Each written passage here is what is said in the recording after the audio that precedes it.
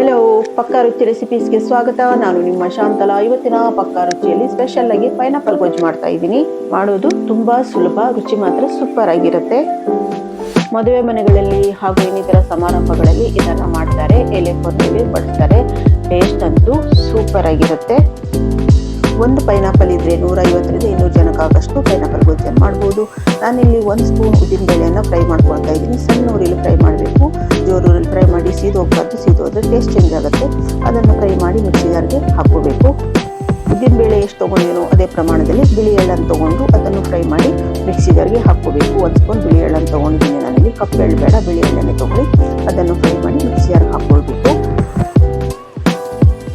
ಇವಾಗ ಒಂದು 10ರಿಂದ 15 ಕಾಳು ಮೆಂತೆ ಕಾಳನ್ನು ತೊಗೊಂಡು ಅದನ್ನು ಫ್ರೈ ಮಾಡಬೇಕು.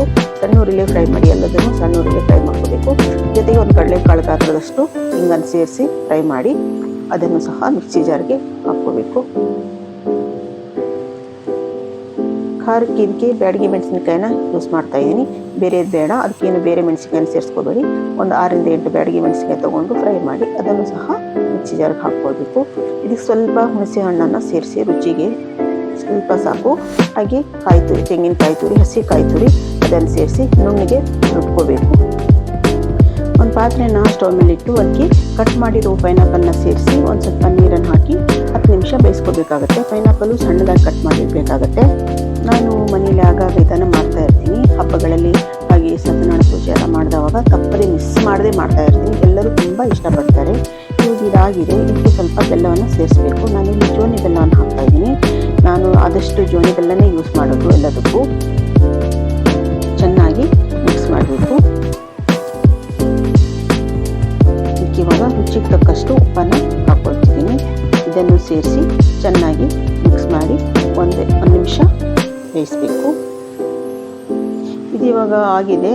ಇದಕ್ಕೆ ರುಬ್ಬಿರೋ ಮಸಾಲೆಯನ್ನು ಸೇರಿಸಿ ಸ್ವಲ್ಪ ನೀರನ್ನು ಹಾಕಿ ಕ್ಲೀನಾಗಿ ಮಿಕ್ಸ್ ಮಾಡಿ ಒಂದು 2ರಿಂದ 3 ನಿಮಿಷ ಬೇಯಿಸ್ಕೋಬೇಕು. ಚೆನ್ನಾಗಿ ಬೇಯಬೇಕಿದು, ಕುದಿಬೇಕು. ಇದು ಇವಾಗ ಆಗಿದೆ. ಇದು ತಣ್ಣಗಾದ್ಮೇಲೆ ಸ್ವಲ್ಪ ಗಟ್ಟಿ ಬರುತ್ತೆ. ಒಂದು ಒಗ್ಗರಣೆ ಮಾಡ್ಕೊಳ್ಳೋಣ. ಒಗ್ಗರಣೆಗೆ ಕೊಬ್ಬರಿ ಎಣ್ಣೆನೇ ಬಳಸ್ತಾ ಇದ್ದೀನಿ. ನೀವು ಕೊಬ್ಬರಿ ಎಣ್ಣೆನೇ ಬಳಸಿ.